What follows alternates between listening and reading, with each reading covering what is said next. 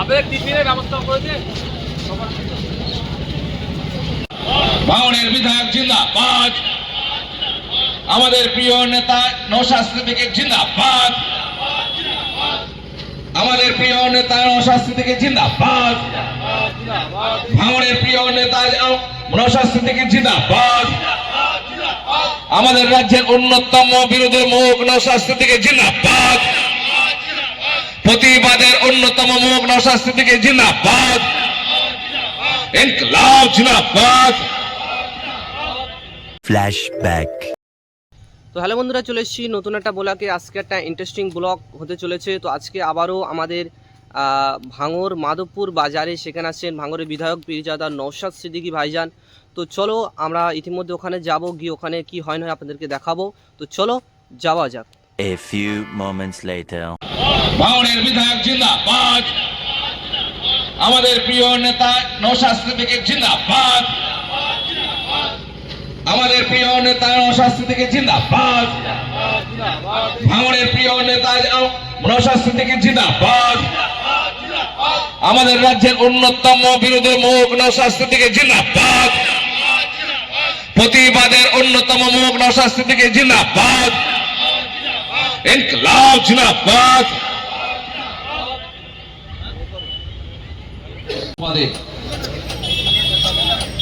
দেশে প্রতিটা স্তরে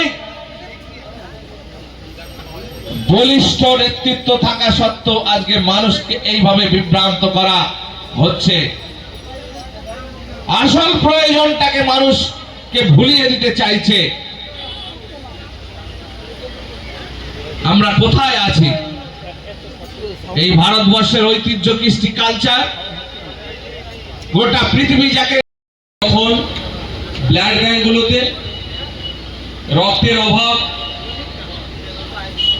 অপরদিকে ঠিক একইভাবে মুমূর্ষু রোগীরা রক্তের অভাবে অনেক অপারেশন বন্ধ আছে। থ্যালাসেমিয়া রোগী যারা আক্রান্ত, প্রায় যাদের রক্তের প্রয়োজন হয়, রক্ত যোগানের অভাবে তাদের পরিবার যখন চিন্তিত, ঠিক সেই সময় আমাদের কমিটির উদ্যোগে আজকের এই রক্তদান শিবিরকে আমি সাধুবাদ জানাই। এই রক্তদান শিবিরে যারা নিজেই রক্ত যোদ্ধারা রক্ত দিচ্ছেন তাদেরকে ধন্যবাদ। এই রক্তদান শিবিরে যারা সহযোগিতা করেছেন তাদেরকে ধন্যবাদ। সাথে সাথে স্টেজে যারা আছেন, রাজ্য কমিটির নেতৃত্ব, জেলা নেতৃত্ব, বিভিন্ন স্তরের নেতৃত্বরা যারা আছেন তাদেরকে ধন্যবাদ জানাই। মিডিয়ার বন্ধু যারা উপস্থিত হয়েছেন তাদেরকেও ধন্যবাদ। সর্বোপরি দর্শকের আসলে যারা বসে আছেন, দাঁড়িয়ে আছেন, দূরে কাছে যারা আছেন, যারা আমাদের বক্তব্য হয়তো এখানে এসে শোনার শিবির করছেন, তাদেরকেও ডিস্টার্ব করা হয়, অনেক ক্ষেত্রে করতে দেওয়া হয় না, বা যাতে না সাকসেস হয় তার জন্য বিভিন্ন ধরনের অপচেষ্টা চালায়। আমি ধন্যবাদ জানাবো অর্গানাইজিং কমিটিকে, এত বাধা বিপত্তিকে উপেক্ষা করে। অবশ্যই পুলিশ বন্ধুদের সহযোগিতা আছে, পুলিশ বন্ধুদেরকে আমি ধন্যবাদ জানাই। তাদের সহযোগিতা নিয়ে কিঞ্চিত হলেও যে রক্তের প্রয়োজন মানুষের যে ঘাটতি, সেটা আমরা পূরণ করার চেষ্টা করছি। বন্ধুগণ, আমরা অনেকে ভাবছি রক্ত দিলে কি হবে না হবে, মাথা ঘুরবে। মেডিকেল সায়েন্স বলছে আপনি যে রক্তটা দিচ্ছেন 18 থেকে 22 দিনের মধ্যে আপনার শরীরে সেই রক্তটা আবার পূরণ হয়ে যাবে। এই রক্ত দিলে কি হবে? আপনার স্বাস্থ্য ভালো থাকবে। আমি একটা অনুরোধ করব আজকে এই মঞ্চ থেকে, আজকে যারা এখানে রক্ত দিচ্ছেন, পুরুষেরা বা মহিলারা, 90 দিন বা 120 দিন পরে আপনারা আবার রক্ত দেবেন। সেখানে কোন দলের ব্যানারে, কোন ধর্মীয় সংগঠন, মসজিদ কমিটি কি, মন্দির কমিটি, দুর্গা উৎসব কমিটি কি, নবী দিবস কমিটি বা কোন ক্লাব রক্তদান শিবির করছে সেটা দেখতে যাবেন না। আপনারা 90 দিন ছাড়া, 120 দিন ছাড়া যেই করুক না কেন, সেখানে গিয়ে আপনারা রক্ত দেবেন। কারণ এই রক্তদানের মাধ্যমে সম্প্রীতির বার্তা ছড়ায়, এই রক্তদানের মাধ্যমে ঐক্যের বার্তা যায়। আর এইটাকে বিনষ্ট করার চেষ্টা এক শ্রেণীর রাজনৈতিক কারবারিরা করছে, যারা ধর্ম নিয়ে রাজনীতি করে, রাজনীতি করে তাদেরকে জিজ্ঞাসা করবেন এই রক্তদান শিবিরে জাত ধর্ম বর্ণ নির্বিশেষে মানুষ এসে রক্ত দিচ্ছে, এরা একবারের জন্য ভাবছে না আমি হিন্দু, আমার রক্তটা যেন হিন্দুর কাছে যায়। এরা একবারের জন্য ভাবছে না আমি মুসলিম, আমি রক্ত দিচ্ছি, আমার রক্তটা যেন মুসলিমই পায়। এরা একবারের জন্য এটা ভেবে দিচ্ছে না, এরা এইভাবেই দিচ্ছে আমার রক্ততে যদি অন্যের প্রাণ বাঁচে আমি স্বার্থ খাবো হিন্দু হয়ে, আমি স্বার্থ খাবো মুসলমান হয়ে। কিন্তু আজকে কিছু রাজনৈতিক কারবারিরা এই যে ঐক্য এটাকেও বিনষ্ট করার চেষ্টা করছে। কিন্তু তাদের পরিবারের যদি রক্তের প্রয়োজন হয় একবারের জন্য বলে না যে আমি বিজেপি করি আমাকে বিজেপির রক্ত দাও, আমি তৃণমূল করি আমি আইএসএফ এর রক্ত নেব না, তাহলে ব্লাড ব্যাংকে গিয়ে একবারের জন্য বলে না। তারা ধান্দাবাজ গুলো এই কথা একবারের জন্য বলে না। কিন্তু আইএসএফ যদি রক্তদান শিবির করে তাকে আটকাতে হবে, বা মানুষের মধ্যে বিভেদ তৈরি করার জন্য বিজেপির নেতারা সব সময় বাংলাকে কলুষিত করার চেষ্টা করছে। বাংলার জমিনে বাংলাতে বিষ বাক্য তারা প্রয়োগ প্রতিনিয়ত করে যাচ্ছে।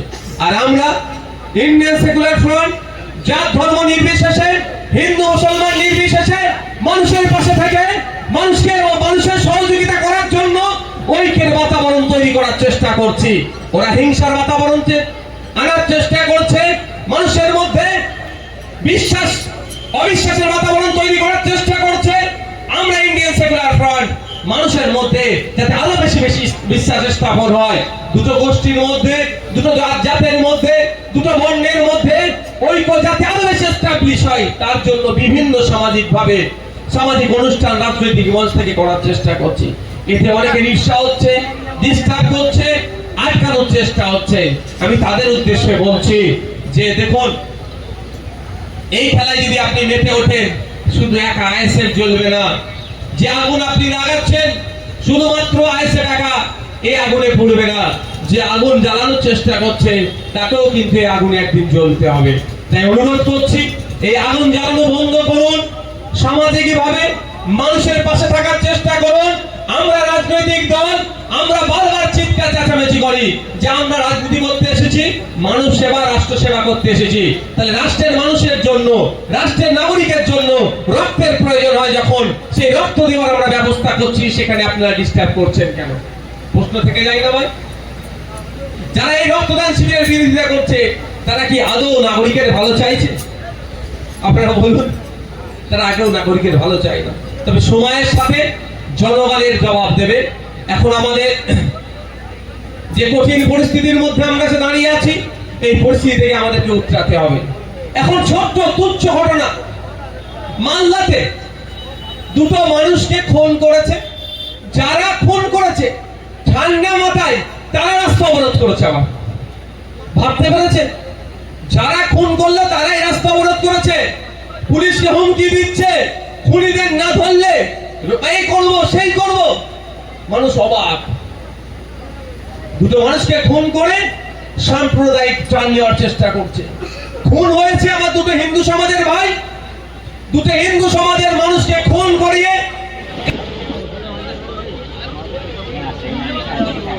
আর ক্যামেরা বন্ধ করো।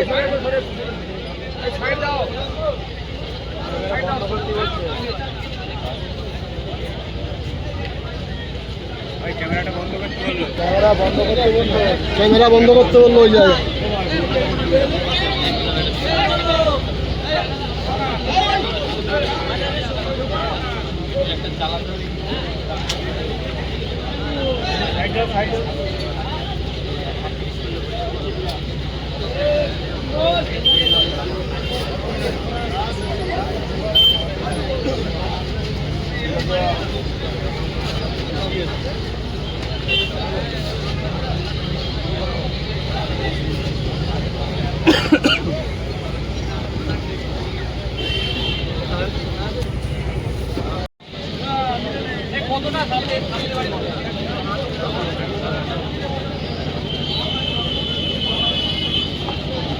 আপনাদের টিফিনের ব্যবস্থা করেছে?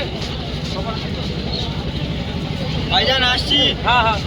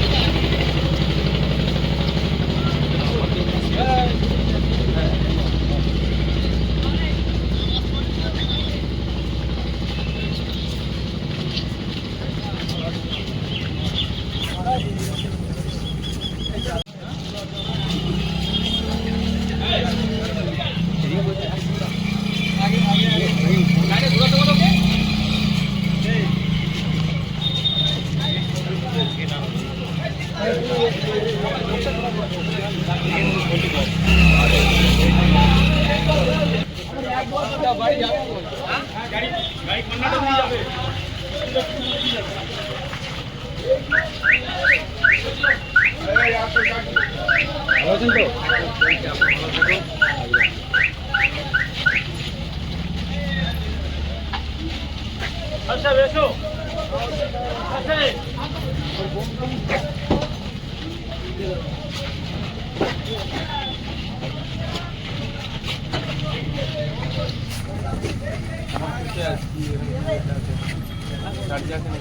আজকে দিন আচ্ছা আচ্ছা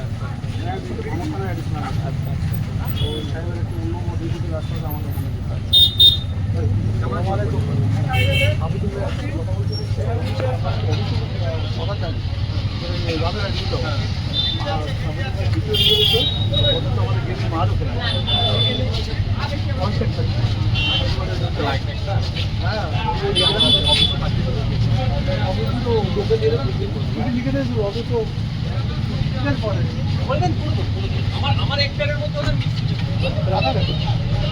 বাজেটে বিধায়ক টোটালি বিধায়কের নাম কি হবে আপনি ফোন করে বলবেন।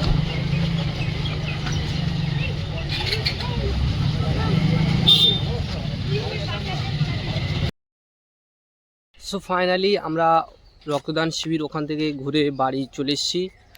আর এই মুহূর্তে একেবারে আমরা একটা নির্জন এরিয়ায় দাঁড়িয়ে আছি। তো এখান দিয়ে আর কিছুটা দূর আমার বাড়ি। তো আজকেই একেবারে বিধায়ক নওশাদ সিদ্দিকী শওকত মোল্লার এরিয়া থেকে আজকে ঘুরে আসলেন। আর কি বলবো, শওকত মোল্লার এলাকার মানুষ এত ভালোবাসে বিধায়ক নওশাদ সিদ্দিকী, এটা খুবই ভালো লাগে। আর ভাইজানের যত দিন যাতে তত সম্মান পাচ্ছে, তত মানুষ ভালোবাসছে।